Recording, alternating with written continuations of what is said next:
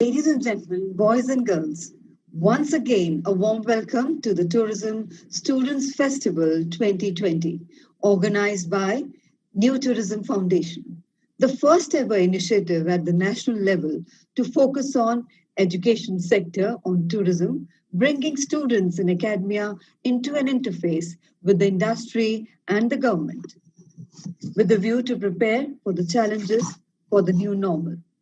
And on behalf of New Tourism Foundation, I extend a warm welcome to all our eminent panel members of this session. And ladies and gentlemen, the topic for this session is responsible tourism, integral part of the new normal. Responsible tourism is about making better places for people to live in and better places for people to visit. Responsible tourism requires that operators, hoteliers, governments, local police, and tourists take responsibility, take action to make tourism more sustainable. As we emerge into a new normal, our industry must evolve to promote the two, both that are sustainable and resilient in the long run. And to begin the proceedings, we now introduce our eminent panelists. We have on the panel with us Dr. Paul Rogers, who is one of Asia's most experienced for developmental practitioners, supporting and advising national and local tourism organizations. His focus has been on the policy and planning arena, on using tourism as a vehicle for development. Dr. Paul is a long-term consultant with UNWTO and numerous other international organizations. Besides Nepal, he's worked extensively in Bhutan, Laos, and the greater Mekong region, as well as Myanmar, North Korea, Northwest Africa, Australia, and China. He's co-founder of Planet Happiness, a non-profit measuring the happiness of residents living in World Heritage Sites. Our eminent panelist, Dr. Sandeep Kulshrestha, is former director, IITTM, Indian Institute of Tourism and Travel Management, an organization of Ministry of Tourism, Government of India, Gwalior. He's President Tourism and Hospitality Educators and Research Association of Asia, THERA, Senior Vice President and Advisor, Indian Tourism and Hospitality Congress, ITHC, former Chairman, All India Board of Hospitality Management and Catering Technology, All India Council of Technical Education, Ministry of Human Resources Development, Government of India, former member, Governing Council, Tourism and Hospitality, Skill Council, National Skill Development Corporation, member, Board of Management, National Museum Institute of History of Arts, Conservation and Museology, Ministry of Culture, Government of India. Ladies and gentlemen, we have on the panel with us Ms. Shobha Mohan, who is the founder partner of Rare India, a company that has been promoting conservation and community-based tourism with sustainability as a ketone value for tourism and hospitality. She sits on board associations like RTSOI, TTC, IAHRC, etc., and promotes the idea that sustainable travel is future ready and luxury has to be redefined around parameters that believe in protection and preservation of the planet. On the panel, we have with us Mr. Himanshu Pandey, who is Director at Village Ways Partnership Limited, Mumbai, and Mr. Mandeep Singh Soin, FRGS, who is founder and MD at IBEX Exhibition Private Limited and founding president, Responsible Tourism Society of India. He is an explorer, mountaineer, environmentalist, adventure and luxury tour operator, founder of India's pioneering adventure and luxury travel company, IBEX Expeditions Private Limited, in the year 1979. He is the honorary founding president of the Responsible Tourism Society of India and a member of its governing body, trustee of the Himalayan Environment Trust and board member of the Global Adventure Travel Conservation Fund, ATCF. Is the member of the jury of the PATA WWF India Bagh Mitra Annual Awards, member of the advisory board of the Outdoor Journal India, and former judge for the Tourism for Tomorrow Awards of the World Travel and Tourism Council, WTTC. And ladies and gentlemen, our distinguished moderator for this session is none other than Mr. Rakesh Mathur. He is advisor. Mr. Rakesh Mathur is a hospitality industry professional with over 45 years of leadership experience in highly acclaimed Indian and global hotel groups. Mr. Mathur was the first CEO of IHG Hotels and Resorts, South and West Asia, and later president of ITC Welcome Heritage Hotels. Mr. Mathur is associated with several industry and philanthropic activities. He is co-founder and honorary secretary of Ecotourism Society of India, co-founder and advisor, Faith and NIT, on executive committees of IHHA, Intech, Oro, University, ITRHT, and chairman of HIAIM, a platform of hospitality industry technocrats. Mr. Mathur is also recipient of the Karamveer Putra from Congo for pioneering the Code of Conduct for Safe and Honorable Tourism, officially endorsed by UNODC and adopted by the Ministry of Tourism.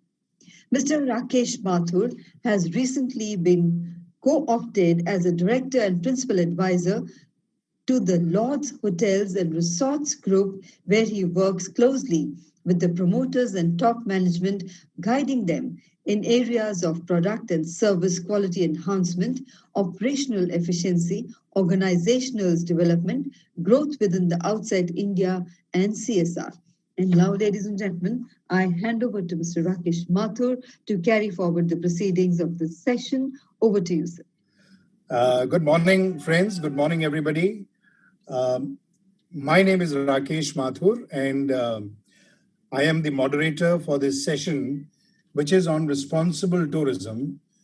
And the session is entitled Responsible Tourism, an Integral Part of the New Normal. I am extremely privileged to have on my panel some very, very distinguished speakers, very experienced and very knowledgeable. And I'd like to begin by introducing them to you. First and foremost, I'd like to introduce Dr. Paul Rogers. Dr. Rogers is co-founder and director of Planet Happiness, which is based in New South Wales, Australia. Dr. Rogers has a PhD in ecotourism. He has been working in the area of tourism policy, planning, and development in several countries globally. He has been trying to establish the link between sustainable practices and gross national happiness, a word that you must have heard of from the originating country, which is our neighbor, Bhutan. He has worked to establish the global sustainable tourism criteria, the United Nations Sustainable Development Goals, which are known as GSTC and SDG, respectively. He has worked extensively with UNWTO, working on economies, communities, destination well-being, all in the area of sustainability. I welcome Dr. Paul Rogers. Our next panelist is Dr. Sandeep Kulshrestha. He's the director and professor at the Indian Institute of Tourism and Travel Management in Gwalior. Dr. Kulshrestha has a PhD in philosophy. He is Senior Vice President of the Indian Tourism Congress. He is Vice President of the Commerce and Management Association of India. He has done academic assignments in over 30 countries, in UNWTO, in ADB, which is the Asian Development Bank, and works with several Indian tourism, virtually all Indian tourism universities. He has 3 books to his credit and several articles in several journals, both in India and globally. Uh, One very interesting thing is his involvement and engagement in the training, not only of guides, but immigration officers at the airport, which I found particularly interesting and intriguing. Then we have on our panel Mr. Mandeep Singh Soin. Apart from being a close friend and a colleague, Mandeep Soin is the founder of IBEX Expeditions and the founding president of the Responsible Tourism Society of India.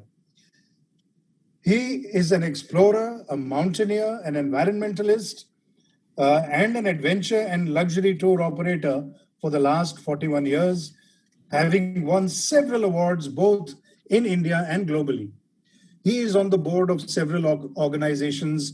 The list is too long for me to repeat here, apart from RTSOI. He's on the board of the Himalayan Environment Trust, Adventure Travel Conservation Fund, the PATA WWF Bhag Mira Awards, the WTTC Awards, the Adventure Tour Operators Association, etc., etc., etc. I welcome Mandy, affectionately known as Mandy, to this panel. Then we have on our panel Miss Manisha Pandey. Manisha is the founding director of Village Ways Partnership, which is dedicated to developing new village tourism enterprises in India, Nepal, and extremely interesting in Ethiopia. She hails from Almora, which is a place very close to my heart, the entire Almora Jageshwar belt, where I go twice a year to my Guruji's ashram. And she lives in Bombay, and she works with institutions in United Nations, in United Kingdom, India, East Africa, specialists working in all these countries. Her work involves rural development, agri-based tourism, creating environmental awareness, and community development. Welcome, Manisha. And finally, our final panelist, Shobha, welcome. We were waiting for you, but thank you for joining us on time. I was just doing the introductions, and I was not hoping to miss you out. Shobha is the founder of Rare India. And as she puts it, she's the daughter of an Indian Railways officer, and having traveled extensively, found her final ticket in establishing this company. Her interests range from poetry, reading, dance, drama, music, mythology, storytelling, art, marine research, that's interesting, and conservation. She set up Rare India, which is a representation and sales and marketing company, which focuses on conscious luxury. It provides experiences of boutique, palace, hotels, spas and wellness retreats, nature hideaways, etc. She engages with children on her Insta live chat, Beautiful Planet, every Friday. And I would urge all children who are going to attend this seminar to kindly join her on that live chat. She promotes meaningful travel, and she's on the board as a governing body member of the Responsible Tourism Society of India. Finally, let me introduce myself, Rakesh Mathur. I am a hotelier who retired after having worked in the industry for about 40 years. And I'm still continue to work. So I have about 47 years of experience in the hotel industry, both in the urban and rural environment. My last 2 assignments, I was executive director of the Intercontinental Hotel Group, South and West Asia. And then I was instrumental in setting up and promoting the ITC Welcome Heritage Hotels, developing heritage properties into hotels. Um, Currently, I'm director and principal advisor of the Lords Group, which is an India-based company. I'm a founding member and current president of the Responsible Tourism Society of India, and I'm chairman of a body called High Aim, which aims at responsible architecture, design, and use of materials in the travel and tourism industry. Um, and finally, I'm on the board of bodies like the Indian Heritage Hotel Association, the Indian National Trust for Art and Cultural Heritage, and the Oro University, which is an institution where in tourism and travel management. So, what we are going to do today is the broad canvas for today is that having spent approximately 10 to 15 minutes in introducing all of us, um, I will request each speaker to speak for 10 to 12 minutes about what you have to say to children on the subject of responsible tourism and in the current context of the new normal in both these contexts. And please do remember that we are addressing children. And so 10 to 12 minutes. And then later on, once everybody has finished, we will have an interactive sort of discussion on any points that all of us may wish to discuss between ourselves, which may be of interest to the children. I would like to begin. I have the privilege and the honor of being the moderator, so I may begin by saying a few words, which will perhaps set the tone for the discussion and the deliberations today. I was just telling Paul that we changed the name of Ecotourism Society of India from Ecotourism Society to the Responsible Tourism Society of India, because when you say ecotourism in India, it was generally perceived to being only about nature and nature-based tourism. Whereas responsible tourism covers the entire gamut of both urban and non-urban areas, whether they are nature-based areas or city hotels or people operating in tourism, indulging in tourism activity in the hotels. So that is point number one. Number two, it was not just ecotourism, it involved community engagement. So we wanted to bring it under a wider canvas. Then it involves protection of weaker sections of society who are engaged in the activity of tourism, like women and children, at least in India, in many ways. Another very, very important issue was engagement of differently abled individuals in the activity of tourism. And so, again, there is an element of responsibility there. Then the issue of organized sector versus the unorganized sector, which in India at least is 70% are in the unorganized sector. And therefore the concepts of responsible tourism need to be really implemented in a largely in an unorganized sector than in the organized sector. And finally, there was the issue of, being local versus imported. So responsible tourism, implied use of promotion of local art, craft, cuisine, culture, etc. The second point I'd like to make is that we cover our activity covers not only the tourism service providers, but also tourists. It is the tourists who have to be responsible. As we go along, I'm sure Mandeep will like to elaborate more on this. Then, tourism in itself, and this is something that you can touch upon as panelists, itself is a large producer of pollutants, effluents, and garbage. And therefore, the crying need for us to be more responsible in handling and in disposal of these effluents, pollutants, and garbage. Then came the concept in tourism of need versus greed. At which point are we exceeding, or how are we exceeding a point where we are actually causing harm to the environment and to nature. And then the fine, thin line between luxury and comfort. What is comfortable, clean, hygienic?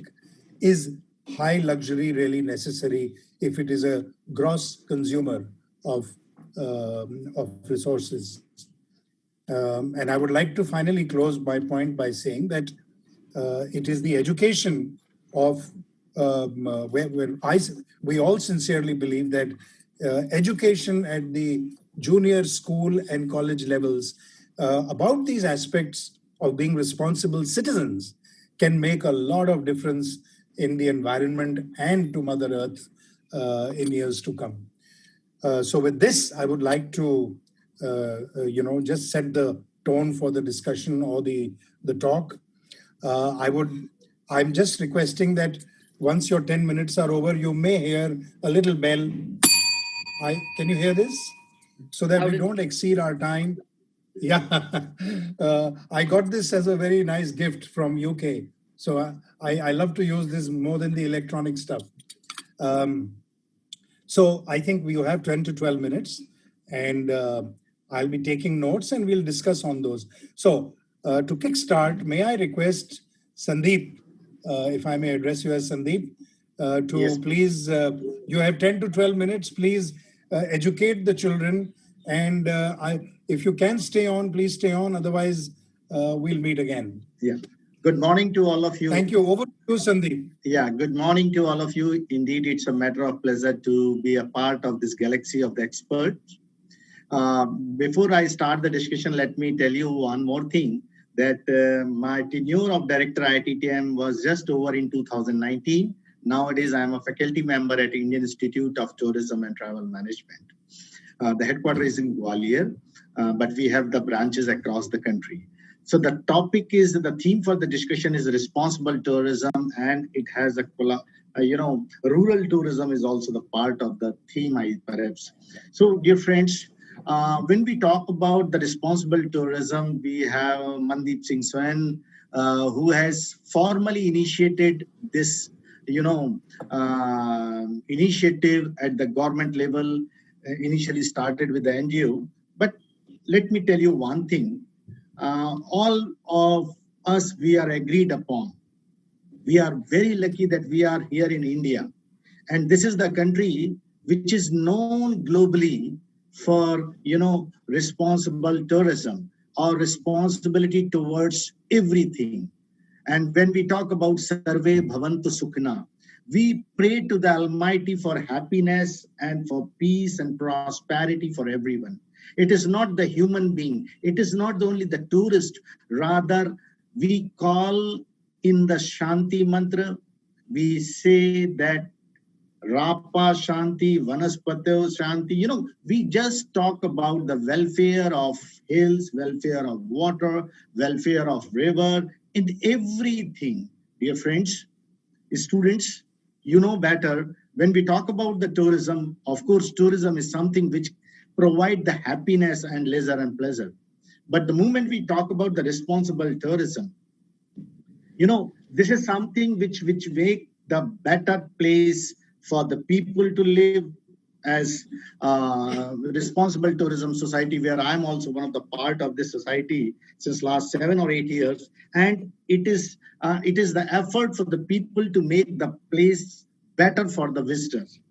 Dear students and friends, when we talk about the responsible tourism, and if you refer the Sanatana Parampara, you would be surprised to see that our ancestors has developed a society where our parents have conveyed that, the animals even, cow is your mother, cat is your maternal aunt. So this sort of, a relation have been developed purposefully to inculcate a feeling about the responsibility. Me, my, please. We have to be aware. The moment when we talk about tourism, in tourism, this responsible tourism, eco-tourism, sustainable tourism, there are nature-based tourism. So many things are coming up when we refer the literature of tourism. But dear friends, in India, right from the second week of March, things have been drastically changed. COVID-19 pandemic has redefined the tourism and the activities. We all are confined across the globe, people are confined to their home. So dear friends, it's not we, just those are discussing about this important aspect. But even the UNWTO also has conveyed that trust will be the new currency unless you are able to develop the trust or the confidence. And second thing, which is very important one, is the domestic tourism. You will be surprised to know we have more than 1.85 billion domestic tourists in 2018. What a large chunk of the people, those are moving from one place to another. At the same time, this is the country where 65% of people are still staying, they are residing in the villages. Dear friends, we are only 35%. And these 35% people wishes to move away from the crowd. I don't want to go along with my family to Delhi, Agra, Jaipur. I'm sorry, I don't want to go to Aurangabad. I love to visit the remote area. I wish to visit, have a safe travel. And this is the country where when we talk about Punjab, we have the Kila Raipur village, which has a unique feature when we talk about the sports rural tourism as a product. And we had a rural tourism society also had a meeting in Manipur sometime, a few years back. Luckily, I was also there in some other program. Northeast, Mazoli, Mevlang, Sikkim, Lochan, Kerala, Munnar, Rajasthan, Samut, so many places, so many rural sites are there. And those are beyond imagination.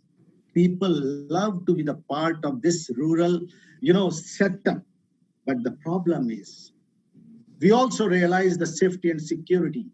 When we talk about the safety and security, people are more concerned during the COVID-19 era about the hygiene part, about the health part. Dear friends, it is not the hygiene only, it is the clinical hygiene.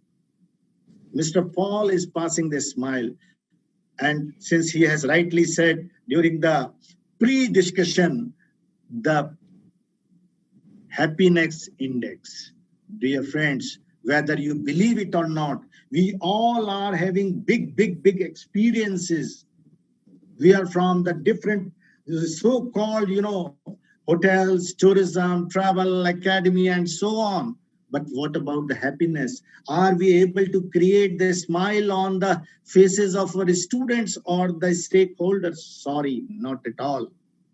And one more thing, COVID-19 has gone one step ahead. Our smile would be masked. So how to smile? How to pass the smile to the guest? All these things are very important. Since I am from the academic institute, so I wish to tell you all, this is the high time when we should realize our responsibility, dear students. You in a group can visit the village, the nearby tourist attraction where the rural site is there. Can't we sensitize the rural people? Of course, it is required because tourist who is the stranger, they may have the cross-cultural aspects which is needed to be passed to the host population. At the same time, when the people are there, they are coming to the rural site. They also have to be sensitized about what are the do's and don'ts. Dear friends, this is the high time. We have several examples. Even myself was involved in so many trainings so far as rural tourism is concerned. There is a village near to Pune, Morni Chincholi. And it's a wonderful village where we initially went and we developed the digital literacy. Digital literacy does not mean you just confine to your email. Have a website. Let the tourist may directly come to your place. But sorry, we don't want to develop the rural tourism or responsible seen in Cambodia, where the man returning by evening. So like Manisha is from Uttarakhand, and Uttarakhand is known for the homestay. Sikkim, Lochan village is known for the homestay. Can we develop some sort of system when the tourist, when he's coming to the village or the rural side, he can stay over there, he can enjoy the food, dances, music, the tourism product. And even he can buy some souvenir, and he can stay overnight so that he can share certain things. The funds can be transformed from pocket of a tourist to the pocket of the villager. Dear friends, this is the high time when the women empowerment is required for the rural tourism development and the youth. We have to evolve something where the public, private, and people partnership, that too again from the rural area. We all have to come together for the betterment of this planet. Once again, I extend my sincere thanks for the time. Thank you. Thank you, Sandeep. That was brilliant, and more so because also you've exactly completed your talk in 10 minutes before I could even reach the bell.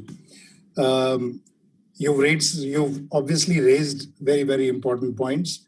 We'll talk about them later. But there is just one question. Since you may be going away, I have a very important question for the education of children. You spoke about our ancient culture, which talks about responsibility towards, and our ancient culture and our scriptures.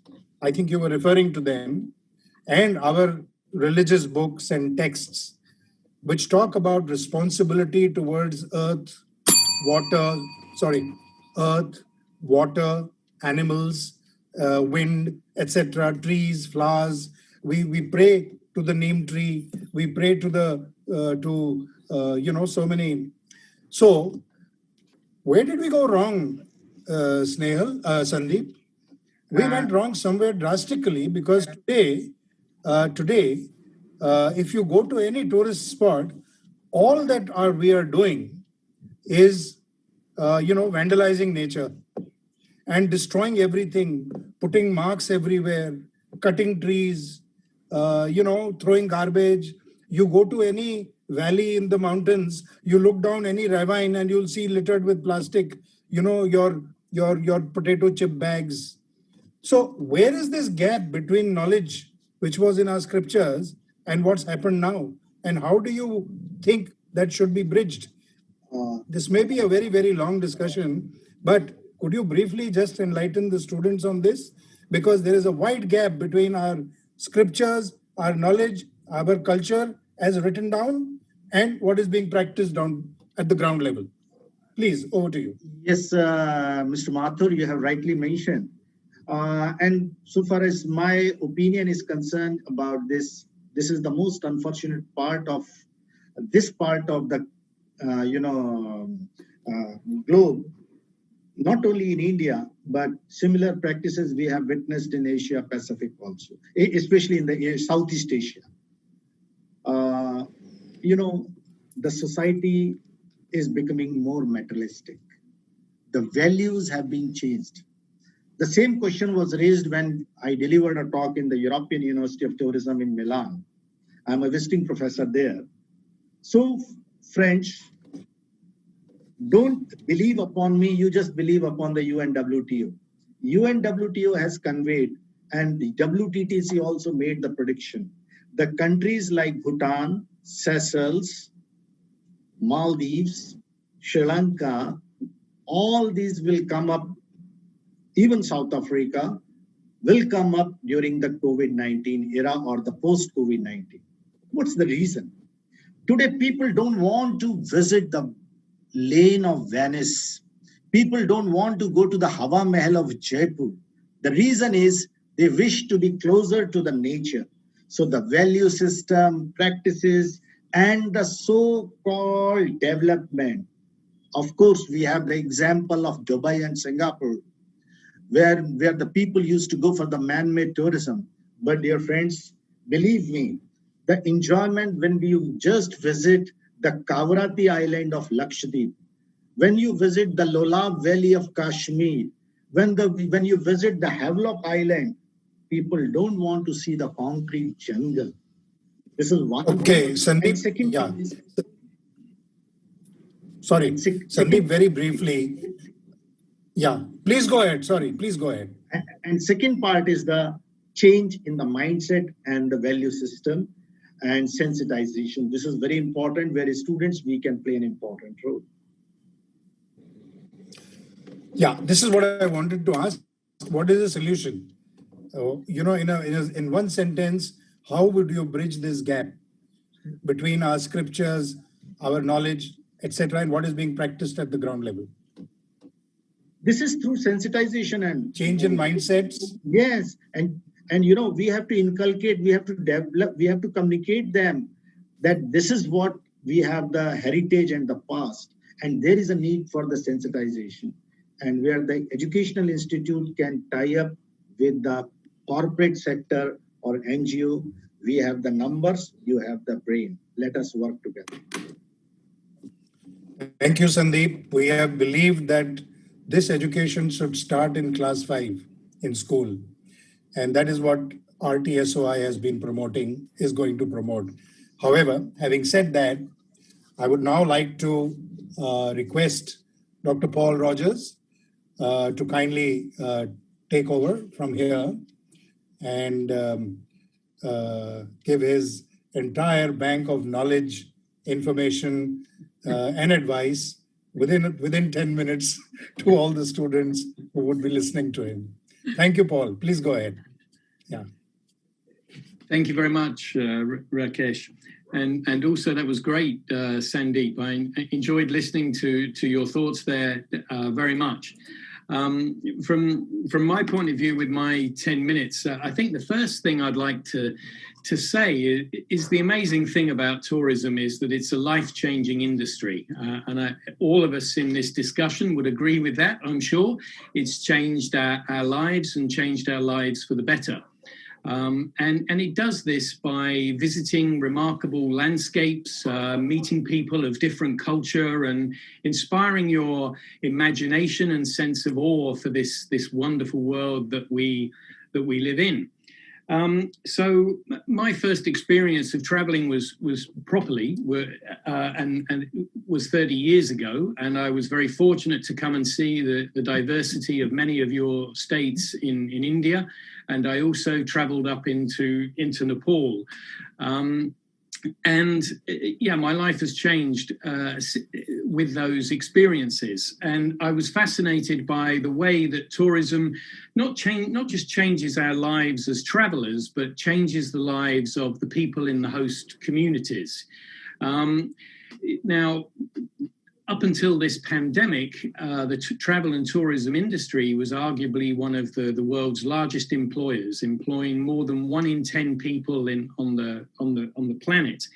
And following my sort of introduction to really deep thinking about tourism and getting a PhD on what is ecotourism and is the Mount Everest National Park an example of ecotourism, I sort of stumbled into the work advising governments on destination planning.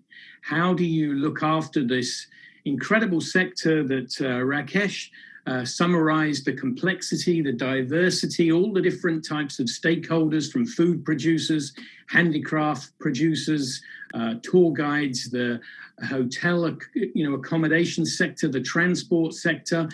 If you're trying to work with all these different actors to produce a tourism plan, a destination plan that benefits as many of those people as possible, how do you align all those expectations to try and deliver as many win-wins as possible? And so this is the work that I've been doing for the last 20 or so years. And I was very fortunate as well to visit Bhutan and work with the government there, advising them on their destination planning. And of course, like so many people, I was fascinated by this concept of gross national happiness. What does that mean then? How do you measure happiness? Is there such a thing? Can you do that? What is quality of life? How do we look at it? How do we understand it? What methods and approaches can help us understand and improve the quality of life of people through this concept of gross national happiness?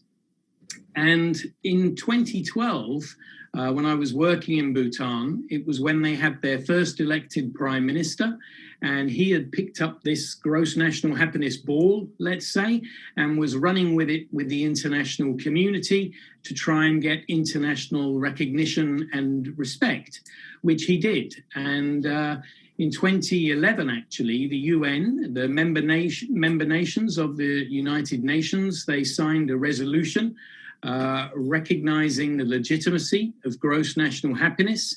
And when the member countries signed that agreement, they pledged to come up with their definitions of what happiness should mean for them. Now, jumping forward to just 2 years ago, a colleague who was at that meeting, we were having a Zoom call like this, or a Skype call, and she was explaining to me about how she had been working with Bhutan to look at the way that the Bhutanese subjectively measure happiness. And she introduced me to this questionnaire that you or I could take. It would take us 10 or 15 minutes to answer these 50 or so questions. And at the end of that questionnaire, you get a one-page scorecard that gives you your happiness compared to all other survey takers, right? So it measures your satisfaction with community, your economic situation, how happy you are with the quality of your environment, your level of trust and engagement with the government, and 11 different domains. So when you look at that, it sparks conversations, particularly when you exchange with your family, your friends, and you compare your happiness with theirs. Now, it occurred to me that just as we have those individual scorecards, if we were to deploy this survey in visitor destinations in the host communities, we could then also get a scorecard of the happiness of the community in the destination. And this was particularly inspiring because when I've worked in helping so many governments prepare destination management plans, it's very easy to engage all different sectors of government, not just tourism, but environment, employment, education, transport. They all come to give their views and opinions on what tourism needs to be doing. And the same for the private sector with the hotels, the tour operators, the tour guides. They all engage in this destination planning process. But trying to engage with local people is more complex. And so it occurred to me that by deploying this survey and using these destination scorecards, just a one-page scorecard, we could then start to engage communities and governments and all the stakeholders and say, well, look, this is the happiness of the host community. And if we stack the scores from low to high, we can see where they're strongest with the domains, and we can see where they're deficient and where we need to be looking at to focus on destination well-being. And how can we, well, let's work with the community, share the scorecards with the community, and have the community suggest what actions and interventions are needed, particularly through the tourism sector, to strengthen destination well-being. So this is what we've been doing with Planet Happiness for the last couple of years, is trying to engage with destinations, with governments, but importantly from the students' point of view, also universities, because the data that we have is very rich and it covers all these different areas of the quality of our life, and it allows to compare not just one destination not just one destination with another destination, perhaps, two destinations in India, but it also allows us to look at neighborhoods within destinations that may be more deprived or suffering for some reason, and it allows us to focus on the needs of those communities and, as I've said, engage with them. So with all this data, it allows students to think very carefully about what is development, what do we mean by quality of life, And, that data can be used for a thesis, whether that's at the bachelor's level, at the master's level, or at a PhD level. And all the time, we're focusing the attention of people on what we mean by well-being, what we mean by quality of life, and how do we orientate the attention of all these different destination stakeholders towards strengthening the well-being, the quality of life of the host community. And we can, from this process, we can engage the different members of the community, different groups, to think about storylines and narratives for product development. To engage more people in a more meaningful way in what is culture within that destination. So it throws open lots of opportunities to try and improve the way that tourism is managed to benefit host communities. And in a time that we have now, with this extraordinary COVID-19 pandemic, I mean, this is an assault on all our well-being. And the only way that we are going to get through this is, as has already been mentioned, by making trust the currency. And that trust can be built by bringing the stakeholders together and focusing on what well-being is for that destination. Build trust and collaboration, synergies, to look after the host population and build back better. There is this adage that says, a great place to live is a great place to visit.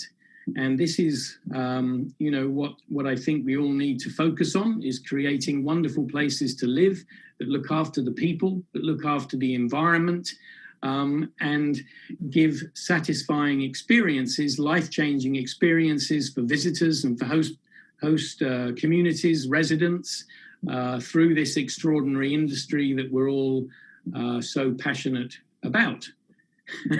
So they're the key points that I wanted to make. How am I doing for my 10 minutes, Rakesh? Should I leave it there or? No, Paul. You see, the good thing is that we've had one speaker who didn't come, so you've got extra time. So you can, if you have anything more to add, please do add. You have 2-3 minutes more. Yeah. Okay.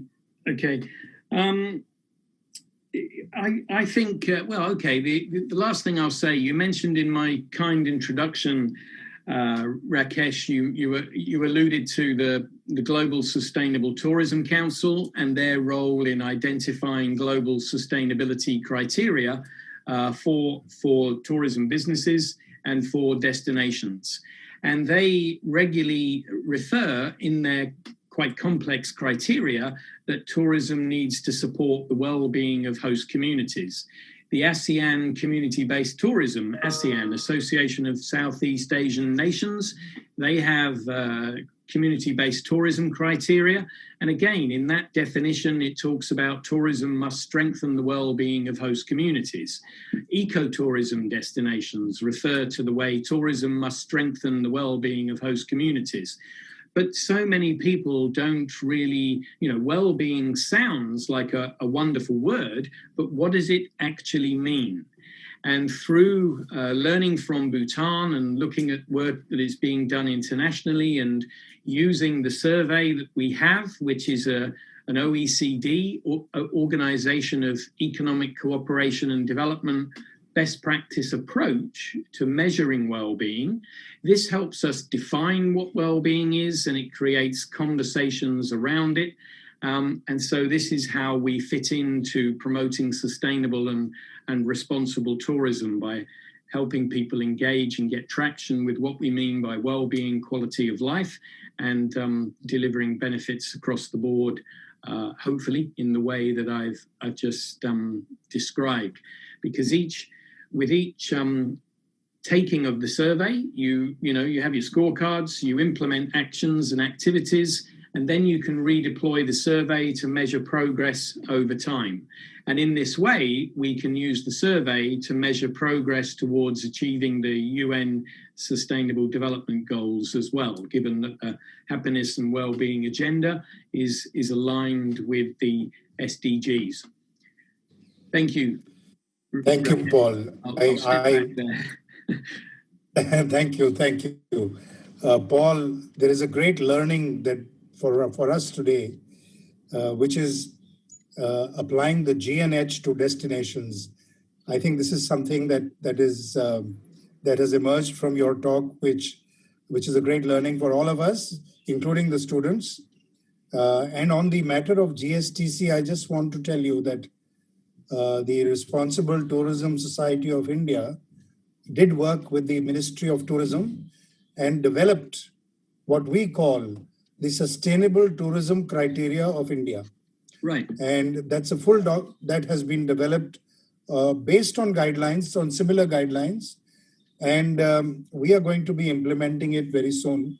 So that's just I thought I must inform you of that. However, thank you very much. We will, as I said earlier before we began, we will be e-meeting you very frequently. And you have our email ID. So, and I'll get your email ID from Sanjay too. Thank you so much, Paul, for everything. Pleasure. Now, coming down to, may I request Manisha to please unmute herself and take on the mic and talk about the field that she's been working on for the last several years, which is, I would say, to put it in 2 words, village tourism. And of course, all the benefits that lead from promoting tourism in villages and creating and improving lifestyles in villages. Manisha, over to you. Thank you. Thank you very much, Rakeshji, and for giving this opportunity to come and share about our experiences for the couple of years we've been working in rural areas. Since we are addressing the students, I would like to thank them for their presence. And as we've been hearing from our other speakers, Paul and Sandeep ji, that how important it is now to take responsibility in tourism. And I'm really pleased that after 16, 17 years of working in this line now, there is a moment when everyone nearly is realizing its importance. And I think COVID probably is giving us another opportunity to rethink about tourism. So going back to, a personal experience sharing, particularly because there are students who will be listening to this, I would like to say that personally, I started into tourism with actually no background in tourism. And for me, tourism, especially because we worked in the rural areas, has been a change in the entire personality, in my perspective on life. And how it has changed is probably the reason why I can say that tourism can have such huge impacts on everyone's lives, as Paul has just said, that it makes a big difference in everyone's life. So, and therefore, I think it is so important that it is done properly and wherever it is implemented, and especially when you talk about rural areas, that it is developed sensitively and that we are very, very aware about not only the positives of tourism, but are equally aware about the dangers of tourism, which I think sometimes we forget to introspect and think about before starting something.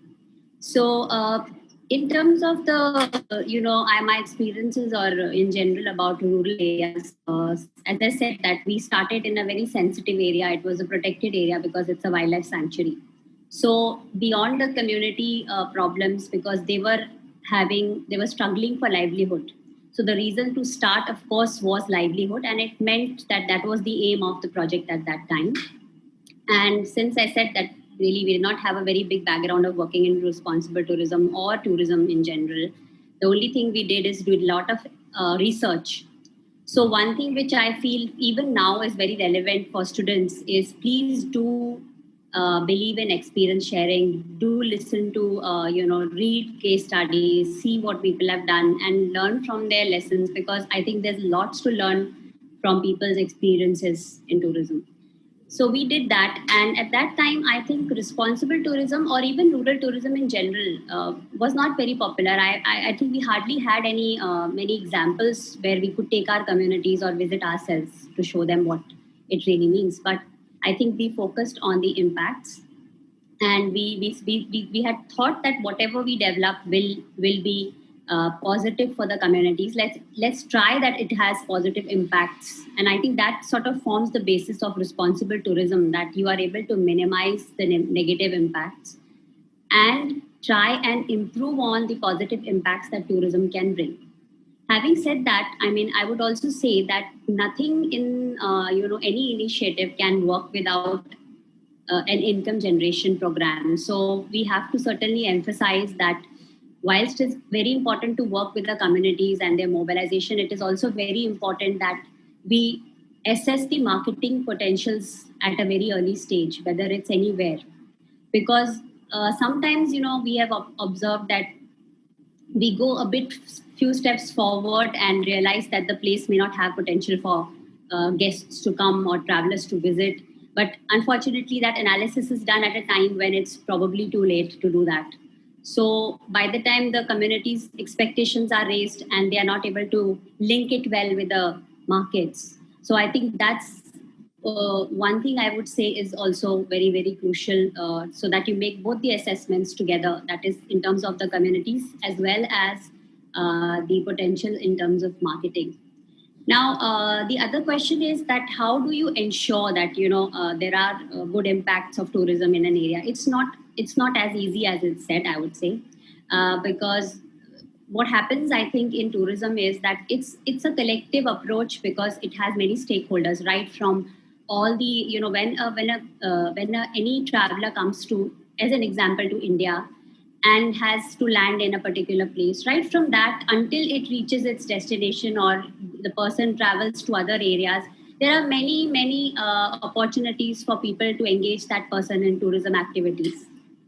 And I think unless all of these stakeholders work collectively towards creating positive impacts, I think just one person out of that will not make a difference, because the awareness level has to be raised for each and every participant who is trying to engage people in tourism activities. I mean, unless that is done, I think the responsibility factor will not help the overall, impacts. So, in terms of directly about the communities where we have an expertise, because we are working for the last 16 years, as I said, in areas which had no tourism at all. Most of our areas where we started our work with rural areas had no tourism background. So it was a very sensitive community structure in the villages. And what we focused is on community ownership. So major being that when there is an ownership factor, there is a sense of owning the responsibility of how it's run, how it's impacting the village.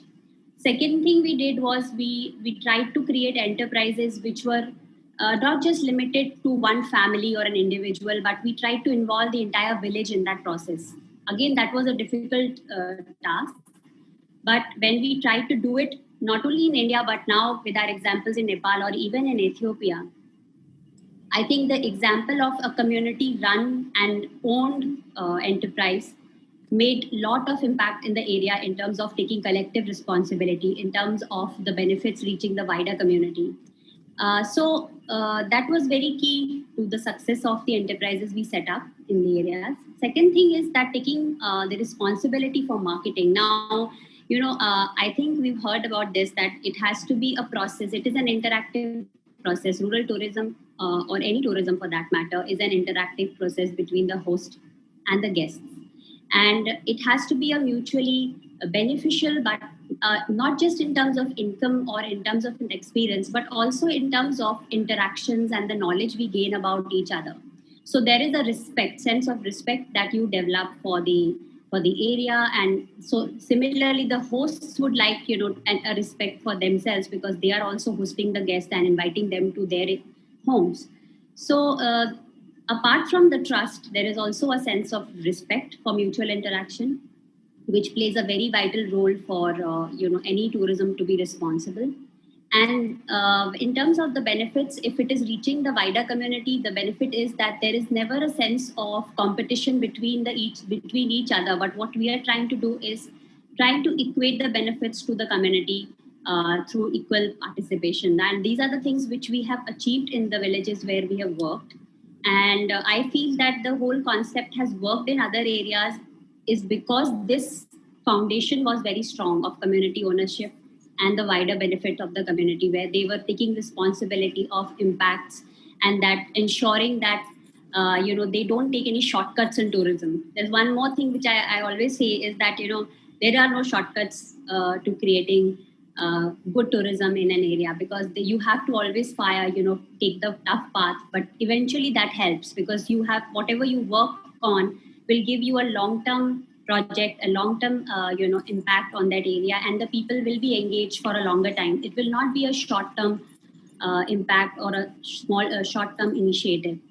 So for the benefit of the students, I would like to just say that with our experiences of so many years working with different communities in different states of India, in different even in other countries, I feel that tourism is a very, very good initiative and a very good line for people to take. And not just because it's something which will always be there, because traveling is a natural phenomena for every human being. Everyone wants to travel.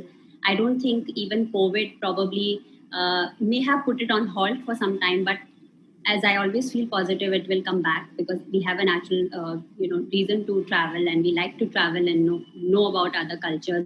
So that will still exist. But for the younger generation, I think this whole period of COVID, if they can introspect how the experiences have been, they can introspect that each stakeholder in tourism, what kind of negative impacts have had in different areas.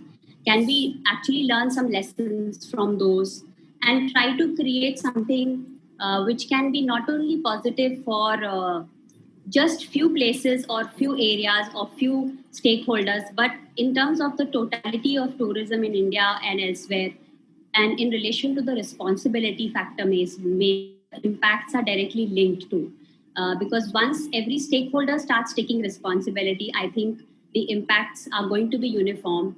There will be a better impression and a reputation created about the country for even from the traveler side, whether it's women involvement or whether it's the impact on the environment, or if it's the impact on the local communities, and even in terms of the general impacts that cities or as we just said, that there is the problem of crowding in tourist areas.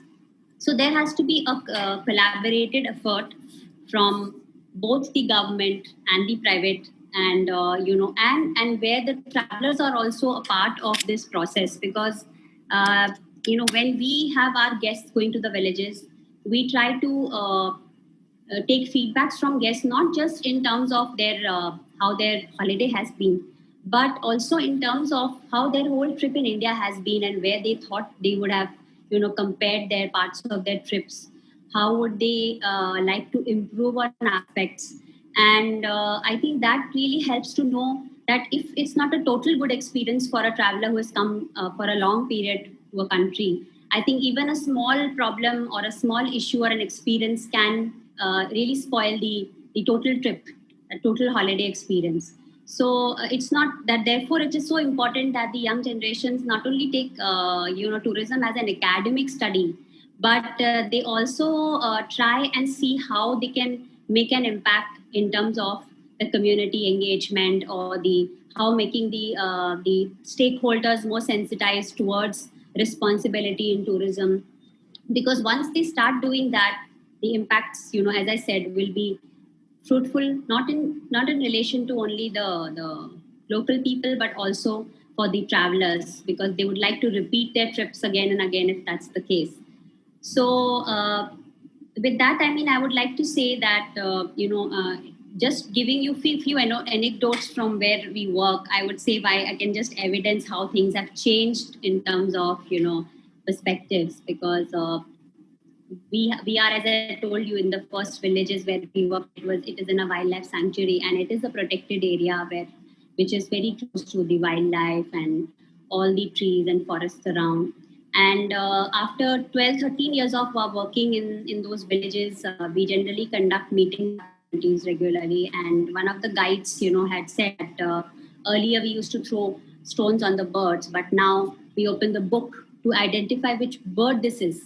So this is a mindset change because of tourism, a good impact from tourism. Or there is another very interesting example from Kerala, where we have been working in a village called Modekkeran in Wayanad, and the local women group have formed a drumming group. The ladies are running the whole show there. They are the only committee which has all women representation. But they have formed their own drumming group, which not only performs in temples but also goes out of state. Now, this art form was, before they started, they are the first all women group to do drumming. But before they started, this whole art form was mainly dominated by men. So, even the village initially was hesitant to accept them as a women group doing something like this. But now they are not only warmly accepted, but they are also performing in temples. So, this is another evidence of how women are taking charge.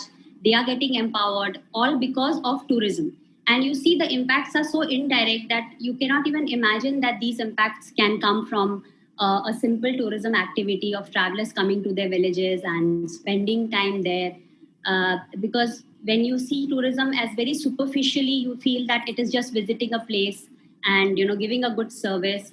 But the long-term impacts that we study from time to time is what evidences that tourism can make big differences in all areas, including, of course, mainly the rural areas. So I think I would just conclude by saying, in terms of COVID, that though it has been, of course, a difficult time for the travel industry, I know, and it is certainly a most difficult time for the communities also, who are probably partially dependent. I mean, for us, the dependence on tourism is certainly as an alternate source of livelihood. We have never considered or, promoted tourism to be the only income for the village. We have worked very hard to maintain that level of income coming from tourism to these villages so that they are not over-dependent, which I think is key. But in terms of the COVID, I feel that whatever now, after the things are opening in India, we have recently been getting inquiries for our trips in the villages. And it is very good to see that people are asking many relevant questions related to the villages, the rural areas, how their lives, what kind of interactions they will receive in the villages, what kind of activities they will see. And this is also from the domestic travelers. So I feel positive that a mind shift will take place. And this is a very good time for us to sensitize the people, the travelers, the participants, stakeholders for responsible tourism. And if we take this opportunity as a positive opportunity, post-COVID, the trends may be for the good. For our kind of holidays which support responsible tourism practices. So with that, I conclude saying, I can want to conclude in a positive note. I know it's a hard time, but I would like to say that we must work towards it. And for students, it's a big responsibility for them. So I hope they will try and contribute towards this side in tourism. Thank you. Thank you, Manisha. I think that was brilliant. Some golden words coming from somebody who's actually practicing at the village level. There are such wonderful advice for all the youngsters who are listening to us, in terms of there are no shortcuts. One must plan long term. Travelers are part of the process, which is something I'm sure Mandy will speak about a little later. And there are so many good things that you've spoken about. Introspect, look at the larger picture, and it's not just about financial benefits. It's about learning about the place you visit, cultural awareness and things like that. Thank you, Manisha. That was brilliant. Absolutely. Just one question for the benefit of all of us. You're working in India, you're working in Nepal. What took you to Ethiopia? Overseas, I think when we started in Binsar, it was very difficult for us because it was our first project. But elsewhere, when people saw things happening on the ground, they came to know about our work. And at some places we were invited to work. And so was the case in Ethiopia, because we were actually invited by the African Wildlife Foundation to do a work or to do a project there with communities in the Simians. This is also a protected area. So since we had an experience of working first in Windsor Sanctuary and then in Satpura National Park with the government forest department in Madhya Pradesh, working with the communities and who were living in the buffer zone. So with that experience, they thought that we will probably be able to set up the village structures there. So our work there was primarily to set up the community enterprises right from the scratch, organize trainings and set up the same concept there of community ownership. So there the linkages was not. Yes, we were invited to work there. Yes. Okay, thank you, Manisha. And you raised one very important point, which is the importance of income generation and linking it to the market. Yes. So that brings Shobha Mohan into the picture, whose company has been doing exactly that, bringing the linkage between all these beautiful properties that exist all over the country and the market. A marketing organization, RARE, is doing exactly that. So, Shobha, I think over to you to share your experiences and your advice to the youngsters listening to us. Thank you, sir. That was lovely listening to you, Manisha. I've really appreciated and I've really loved the work you do. And I know how hard it is to be, in the rural communities, to be promoting something without creating imbalance between people. One of the things that I always fear about rural tourism is that they are self-sufficient in terms they are not as aspirational as the urban people are, but to get them to stay in their places and share everything that they do. So I like the idea that you in fact you work with the entire village rather than one particular family or a community. So that I think is a great point, and really appreciate what Village Ways has done in Kumaon. I haven't seen the rest of your work, not in Kerala, but I know in Kumaon the kind of work that you've done, and exemplary, absolutely brilliant. Coming to the young men and women listening in, I would like to start by saying that you are actually the future, and who you will be listening to just now. This generation of tour operators, lodge owners and everything, we have actually just set out an idea. We've set out a thought, and we're all working, and we'll probably take it up to a point to see that this amplifies, and to see that the whole idea of responsible tourism, the whole idea about how tourism can positively impact communities, destinations, will probably be your biggest endeavor, and that's what you should. You should even during your student years, you should put a lot of interest, and you should put a lot of thought into this. Whenever you listen to something, whenever you listen to a lecture, or whenever you go to see a destination, please do not forget yourself as a traveler, which means you also have to ensure that you are a green traveler, trying to be a responsible traveler. You will also start to look and imbibe things that you believe will actually impact tourism in a special way, and what you think does not. So please remember whenever you're traveling, because as students, I hope you will be reading a lot more, you will be listening a lot more, and you will be traveling a lot more. And today in this, it didn't happen in our times, but in your times, you have the ability to blog, you have the ability to go on social media, you have so many things to do. All of it will kind of work towards improving your ability to promote or understand destinations and the challenges of travel better.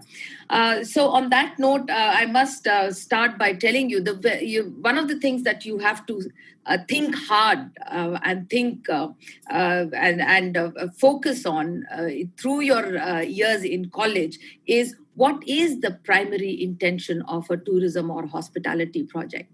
What is it? Is it business as usual? tourism cannot be business as usual.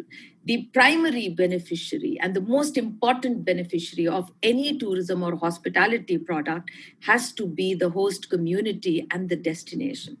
That you leave the destination pristine and in its original form, without making I don't want to take names, but without making a hill station into a hill station in Switzerland, or to make a little town into some place, some island elsewhere, is not the point. The important point is that any destination you take on to promote has to become it has to be a destination on its own, and it has to have a character of its own. It has to build within itself the character of the community, the culture of the community, all the heritage aspects and everything that belongs to that community, without trying to change it into a model that works elsewhere, which is very important. And that's what, for me, that's what Village Ways does, essentially. And there is no dearth of stories here. And as Mr. Sandeep pointed out, there is a lot of rural tourism in India has great potential, right? It is also one of the focal points of responsible tourism. At the same time, urban areas are vibrant and changing, and you have to seek small pockets in an urban environment to find that little bit of original India, while a rural destination is India in itself. And just 40 kilometers outside a very, very dynamic urban town or city, you can find that little pocket of brilliance as a rural destination. So that is very, very important. And which is why what will happen is, when you are promoting rural tourism, to keep it the way it is very important. And as it is, they are struggling with the urban boundaries that they have. But just to focus on what that particular village is able to offer you, 40 kilometers outside of Jodhpur, you have a place called like Luni, right? It is exemplary in its character as being a rural village in remote Rajasthan, right? Though as the crow flies, you're very, very close to a famous tourist destination. So this is how I would be looking at rural tourism. And coming to the community in the ambit of rural tourism, very, very important, because community engagement in rural tourism is, of course, very, very high. It does a few very important things. One of the most important things is, it's like Manisha was saying, it helps you tell great stories. I mean, fabulous stories in these rural. I mean, I know of a gentleman who came, and everybody knows, everybody has birding books in India, but there was a gentleman who went into Himachal and created in the Kangra region, and created a bird book simply for the Kangra bird seen in the Kangra region, with every bird having a story from the local folklore, right? So those kind of things, are very important where rural tourism is concerned. Secondly, engaging the community is again a very, very wide topic. However, the way community is engaged is both directly and indirectly. Directly, of course, you welcome them into the hospitality or the tourism project, teach them skills, get them acquainted with the hospitality concepts of housekeeping, service, and everything. So that is an easy thing to do. In fact, I've always learned that it's very easy to train rural people than it is to train urban youngsters. So the second. How you can impact the community indirectly is also by using their inherent skills. Don't forget, when you want to project rural India, you want to project the characteristics of rural India. So things like lipai, things like floor art, things like hand-patted rotis, for instance. All these things come under the ambit of trying to engage the community into your hospitality project. So several ways to do that. Thereafter, rural tourism also is helpful in highlighting some of the some of the crafts, textiles, and other intangible cultural heritage, as you would call it, because these, if they are not picked up, Even building techniques, for instance, if they are not picked up, they could just pass on and over because of rapid urbanization. Some of the hotels that we market under Rare India have deliberately chosen the vernacular architecture. When people talk about heritage, it's always royal heritage that comes to mind. However, in rural tourism, the way they construct their houses, they used to construct their houses with thatch and tiles and mud, rammed mud and this Dajji style architecture. So these are again values. These are again heritage components that needs to be kept in mind when you're promoting rural architecture. So when you're traveling into these remote areas, just don't look for that wow experience that is Instagrammable.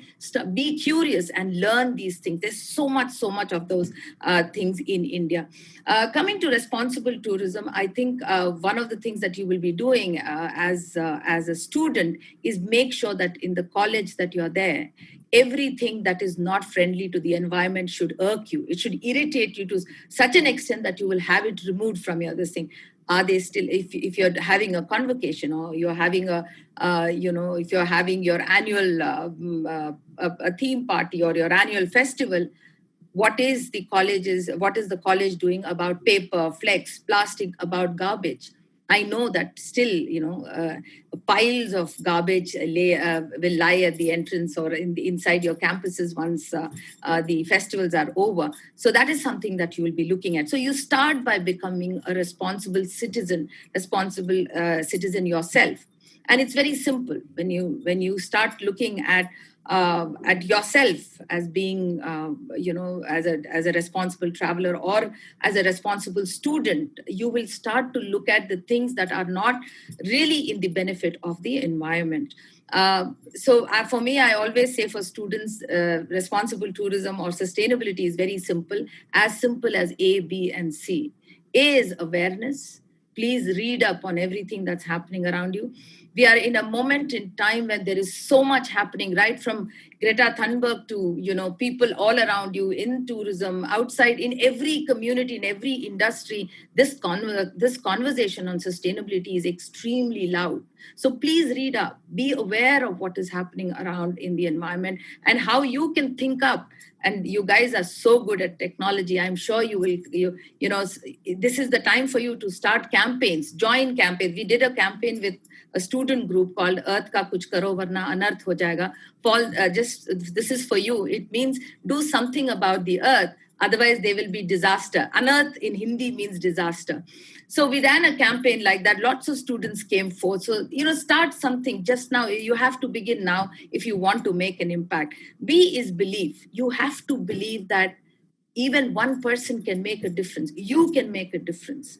There is this famous saying that goes, everybody, a population of about 1.2 billion said no to a single straw, which is 1.2 billion straws off the landfill, right? So you have to believe that each one of us can be and make the difference. And finally, choices. So today, in a world of choices, even at Starbucks, they ask you if you want to carry it home or you want to drink it there.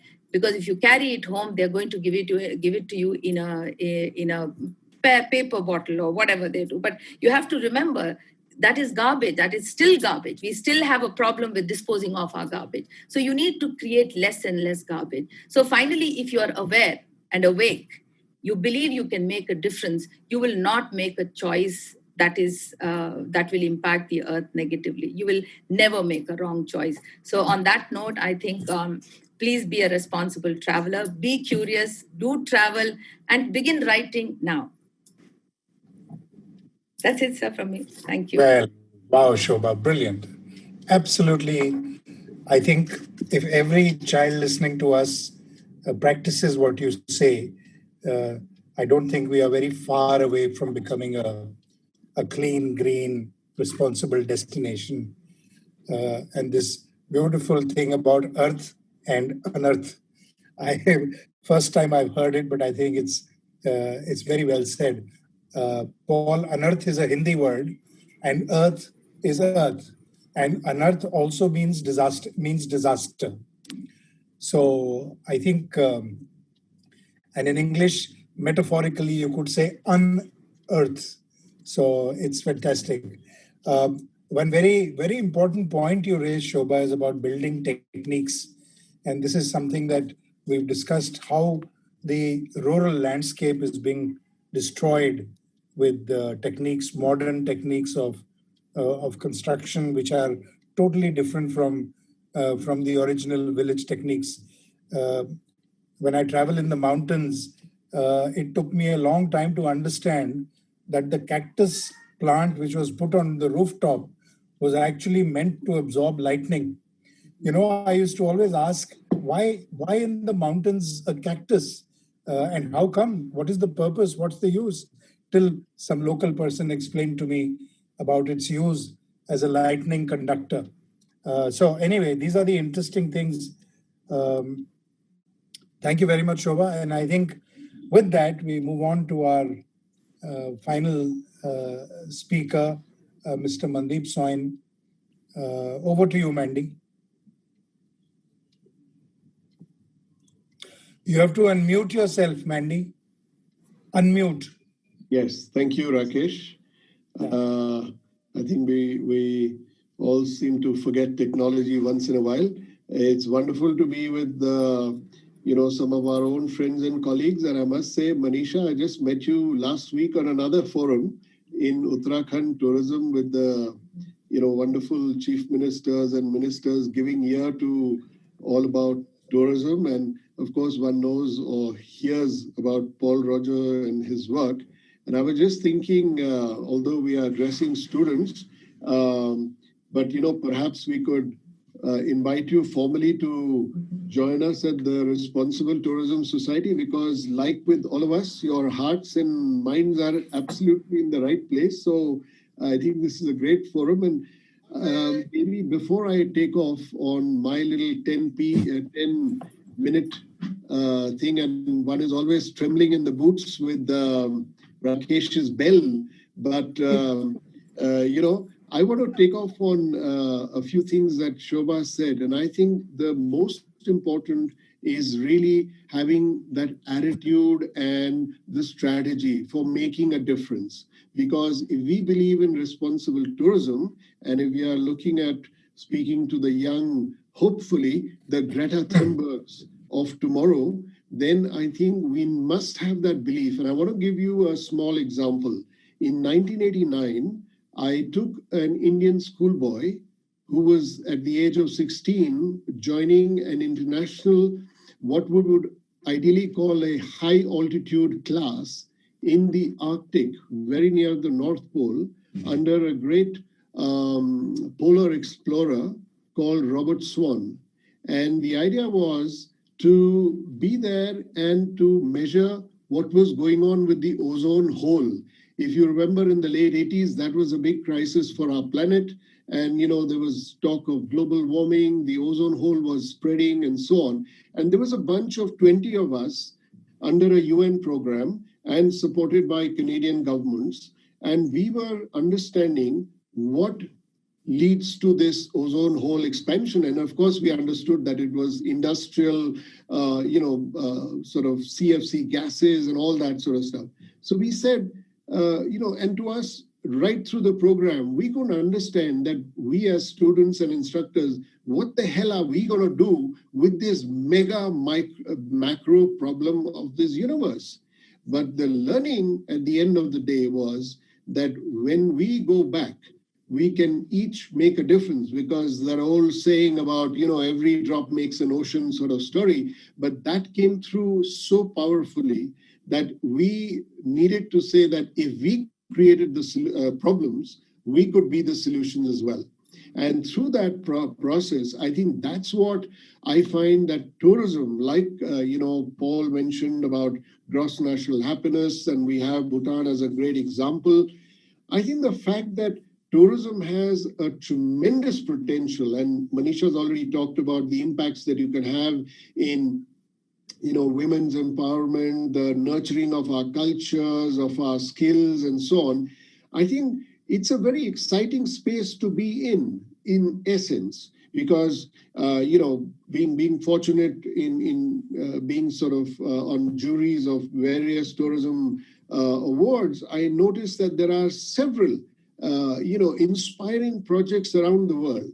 But I think the trouble is that there are too few, and we need to expand and replicate and give some triggers that can actually get this whole explosion of positive tourism or the good tourism to come through. So as young people, I would urge you to like Shobha said, become the change, as the good old Gandhian saying, if you want to see the change, be the change. So I would say that the first thing to understand would be really how is it that you do something which is eco-conscious and so on in your daily lives? Because that, when you step into tourism as a profession, hopefully, you will be that much more aware of whether you are using single-use plastics or not and so on. And therefore, I think I want to focus a little bit on our recent launch of the Responsible Traveler campaign. And that is really where we understood that obviously the tourism stakeholders need to be delivering a certain amount of responsible tourism. And, like was mentioned earlier, GSTC has launched a program for the tour operator sector and for the accommodation sector. And recently they've done it even for destinations. Now, our template of the Sustainable Tourism Criteria of India, which Rakesh mentioned, is based on that template of GSTC. So I would urge you all to actually study that. It's not a very complicated document. It does look a little complicated and voluminous, but I bet you can take it as a tutorial and you'll get a very good insight on how each and every action actually can have a negative or a positive impact. So one of the guidelines is to make sure that tourism reduces the negative and increases the positive. And I think that is the challenge for most of us. And therefore, we found that if the tourism providers have a mechanism of being checked or being certified as being responsible, governments need to have certain policies that need to be obviously responsible and sustainable. Then the missing link is the traveler, because the traveler somehow gets this additional, putting them on a pedestal, which is fine because we are a service-oriented industry and we must, give them the due sort of importance. But I think not undue importance, which is what I suspect sometimes in the travel industry, it tends to happen. So it is not necessary that we should always go with the old adage of, what markets or capitalism or whatever says, that consumer is king. I would say sometimes it's important to think that environment is king and then make the policies and the consumer will fit in. Again, I will give you an example. When we started IBEX expeditions, and I come from a mountaineering and exploring background, I knew that if we go on treks in the Himalaya, if we have campfires in the evening for our guests, you're really taking away the wood in the jungles, which is meant for the local communities, because they subsist on it and they need to use it for their cooking and not for our, and we are using it for our pleasure, for just having a nice little campfire in the evening and so on. And of course, in recent days, in the last decade or so, we've also become aware of how it impacts the carbon buildup. So we decided that we will never, ever use any campfire in any camping, trek or expedition of ours. And we have done that steadily for 41 years now. And when we went on this, path, a lot of our colleagues, competitors, friends, they all said, you're mad, you'll lose clients because, who wants to go on a trek and sit in a camp in the evening and not get a campfire? But I said, we'll take a chance. And we started the process of actually educating and explaining to our customers why we didn't do this. And you know what? It earned us more brownie points and more loyal customers than it would have done probably the other way around of people who set up lots and lots of fires. So I'm just saying that, if you have the belief and you have the understanding, you can be the vanguards of explaining all of this to your customers on why you're not doing certain things. Now, I'll pull it back to modern day, where we are also trying, as the Responsible Tourism Society of India, to push another simple idea, which is contained in our new guideline, which was just launched on the 27th of September, World Tourism Day, where it is the Responsible Traveler Guidelines. And in that guideline, we have said, try and avoid use of single-use plastic. Therefore, when a customer is coming, you should carry your own steel flask and use that throughout your trip, because you know that every guest house or every hotel will give you filtered water. So it's again a question of educating your customer and holding your ground to saying that this is something good for the environment. You don't want plastic nonsense going into your oceans and landfills. As it is, there is a problem in disposal. And I think what again was mentioned, which is so important, that we need to be aware, are we supporting even the industry supply chain of people who are doing the right thing? So if tourism companies or the operators or the travelers who choose to do and support people who have good eco practices, I think that's the way to go. So this becomes all part and parcel of our responsible tourism ethos. I mean, we've got some very practical suggestions, like, in your trip, would you consider carbon offsetting? In your trip, would you consider supporting an NGO? Like if you're going on a wildlife trip, you might have a wildlife NGO. We've identified it, and we have about 40 approved NGOs that can be supported by travelers or through tourism. Would you, care to choose on things like that? Would you choose your minds? Would you change your mindset about how we have thought of experiencing tourism and animals? There is a huge crisis in, for example, the treatment of elephants. And again, our society has a committee that is studying this problem and so on. So sometimes what we've actually been doing, we need to rethink the things, because as the awareness or as the consciousness arises, we have to do certain things differently. And likewise, I think we are also suggesting that if you step into a tourism enterprise, or tomorrow you join the government, or perhaps you have a way of influencing thought, I think we need to be aware that all our places must undertake some sort of a carrying capacity mechanism. It doesn't need to clamp tourism. It actually allows you to sometimes have more tourism, but it is more scientifically spread out and done in a better way. And I think, again, we've got fabulous things that tourism can do. So if you really want to make a change, I think you will consider things like avoiding using perhaps hotels that use terrible architecture. Mention was made about the kind of architecture that we are allowing and losing our vernacular architecture in many places. I'm talking to you from a small home in the hills, and I was out in the morning walk, and I'm staggered, and I keep taking pictures, of all these ghastly buildings that are coming up. They are multi-storied, they are flouting the rules. There's a lot of cement and glass that is creeping in, because naturally we haven't gone and explained that the reason that the tourists will come is to enjoy that wonderful local vernacular architecture, which is so pleasing to the eye, but not necessarily the modern and ugly structures that we keep seeing in urban cities. So, we probably got to be really quite aware of this. And my final thing would be, I guess, if we want to see the power of tourism, even in India, there have been several good examples. I mean, if you take the example of,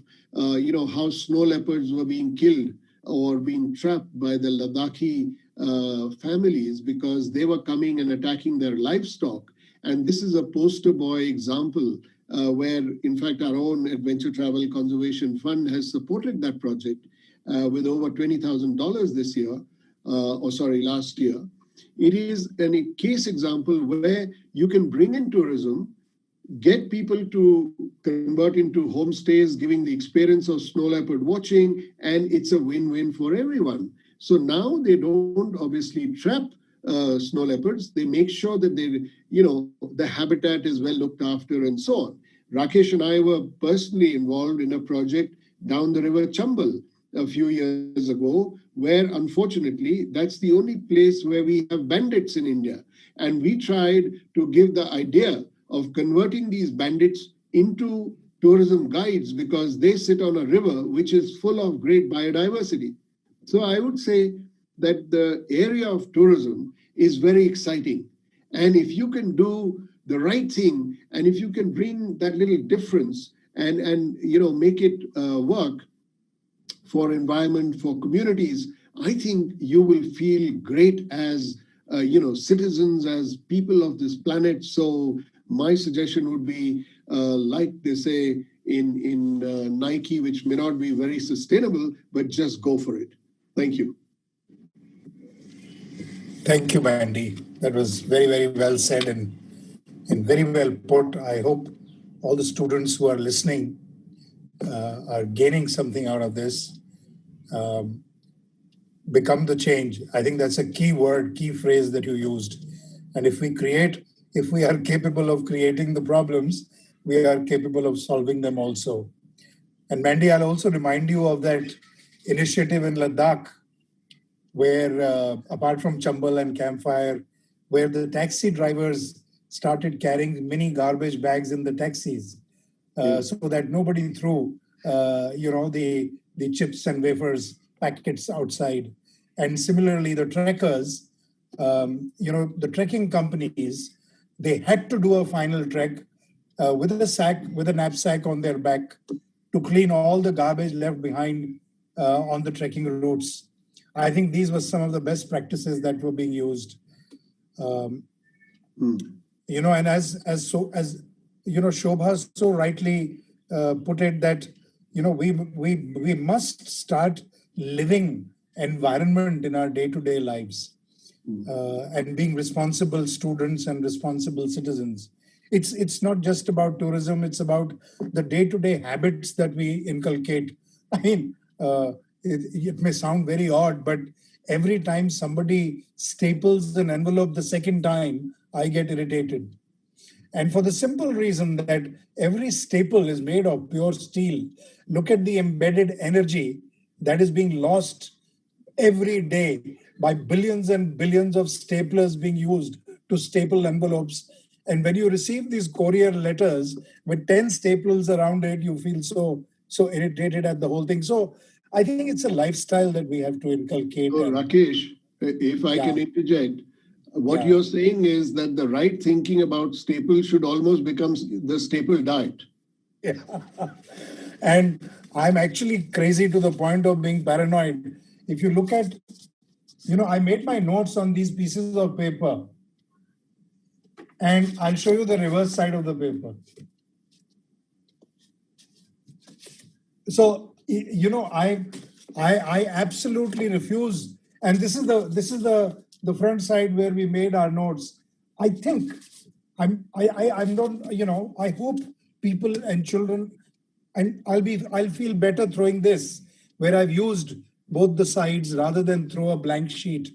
So I think if our students and our children can inculcate some of these habits where we start seeing environment in each and everything that we do, I'm sure we'll make a change. So with these words, I think we've actually come to the end of our session, but we have 5 minutes for interaction between ourselves, if we wish. Would anybody like to ask anybody else within this panel a question? Please go ahead. And if no, then we can. Yes, I have something to tell Manisha. Manisha, please join us, become a member, because I see you can contribute a lot to us, to RTSOI. and engage with us. It'll be a great experience for all of us. And you are living in Bombay, but I wish you were living in Almora, because I go there twice a year. I told you, to Jageshwar, where I have my Guruji's ashram. So having said that, is there anything in between that interactive between us that you'd like to? And of course, Paul, we will interact with you over the coming period of time as RTSOI. So I wanted to say something which is very interesting. When Sandeepji was talking about all the things that are a part of our tradition and our traditional knowledge, and Manisha would probably be will know, in the villages that I have been to, and I've been to a lot of villages in Karnataka and Tamil Nadu, there are there are gems that that when we can pull into our daily lives, which directly talks about conservation and protecting our wildlife and nature, and they do these small things. For instance, when you see Kumaoni village architecture, they'll have little holes where they make, which is for the birds to go and nest. Right, Manisha? Yeah. So those are the kind of stories. It's all over our traditions. It's there in the scriptures that we read. The thing is, what do we place our attention to? Now, if we want to place our attention into the ritualistic part of it, that's where this is, or the religion will be headed. However, Hinduism is great about protecting the trees and plants, and they believe each tree has a yaksha in it. So, which is why you shouldn't pluck or disturb trees in the evening and things like that. So, bringing those things back into life, I think it's a very, very good way to reinforce our relationship with nature and wildlife. And it'd be very interesting to see, Manisha, if you found anything in the villages that you work, in the communities that you work with, which is worth sharing. Sorry, I may just add that. Okay, Manisha, you go ahead first, please. I'll talk later. Yeah, what I just want to make a point is that I think what we've realized in the villages is that it's for everywhere, all the places where we are working, is that unless and until there is a sense of pride developed in the communities, they find their day-to-day activities or even their rituals or anything, they can't believe it is interesting. So until and unless someone goes and appreciates and takes a part in it and finds it a privilege, because many of our guests, when they write their testimonial acts, they say, this has been a privileged access. This has been a privilege to meet the people and be a part of the evening classical music session with the young girls of the school. So I think there are these little things which people don't value as much as they value it once they start being appreciated, and when the travelers respect what they do. So this is an indirect way of you said that there are so many rituals which are prevalent, which conserves the environment. There are so many things which are directly positive for the surroundings. But with the coming of the modernization, and I think people migrating from the villages, their sense of pride in their own traditions and their culture was dying, and in fact is still prevalent. You can see it happening in so many villages. So apart from everything else, reviving our roots, our traditions, our culture forms a very important part of responsible tourism, I think, and we have seen it everywhere. Thank you, Manisha. Well, there is one big takeaway for RTSOI from this this discussion is rural destination planning. It's a combination of what Manisha is doing and what Paul educated us on, destination planning, and as inculcating the concepts of GNH, etc. But rural destination planning maybe is another project that RTSOI can take away, can have a discuss and take and do something about it. So I think with these words, Paul, is there anything you want to say? You have to unmute. Thanks, Rakesh.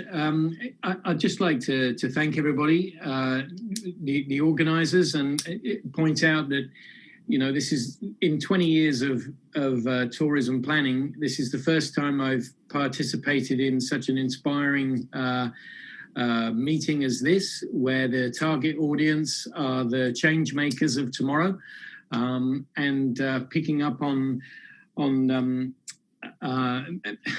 Mandeep's point that we need hundreds of thousands of Greta Thunbergs, not just one, and the adage "be the change you want to make."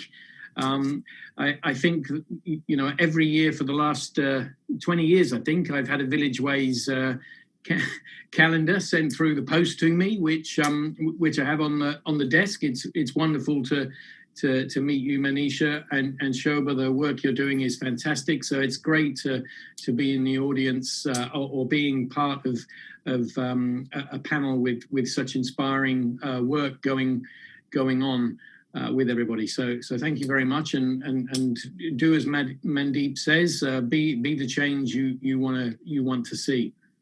Thanks. Thank you, Mandeep, Paul. Sorry, please, Shobha. No, I was thanking Paul. Yeah. Mandy, any last word? Well, much the same like Paul. I think it's really been very interesting, Rakesh, and thanks for organizing this. I think it's a good deed that the RTSO has done with the new foundation to actually start nurturing and educating the process of the young people who will be our vanguards in at least the tourism industry, if not in whatever area of work they choose. But this is certainly a direct sort of interface, because we've been pushing the case of putting in environmental education in the curriculums of various state governments. And I know both for Rakesh and me, a very old sort of idea of what we used to all so lovingly read in our schools called moral science. We are trying to revive that whole idea of getting ethics back in the way we look at life. So much of what we've said, I hope that the children will look at through the lens of just being more responsible citizens on this wonderful planet. And for whatever time we've been given to be here, I think it's so nice if we can help the planet and help somebody else and, inspire people to be better than they might have thought they can be. So, yeah, thanks. And it's been really enjoyable. Thank you. Okay, so I have the last word, being the moderator. Thank you, Manisha. Thank you, Paul. Thank you, Shobha and Mandy. And let's hope we get to meet again over such a platform. Thank you and bye-bye. Highly thankful to all our eminent panelists for their insightful and thoughtful addresses, and also to the viewers of this session. I'm sure that the takeaways of the session will enthuse confidence among students and young professionals during the current testing times towards the new normal. We have a surprise for you all attendees. Scan the QR code on your screens with your mobile phones and answer 10 questions in 10 minutes. You will get to win prizes and surprise gifts. And I shall see you in the next session.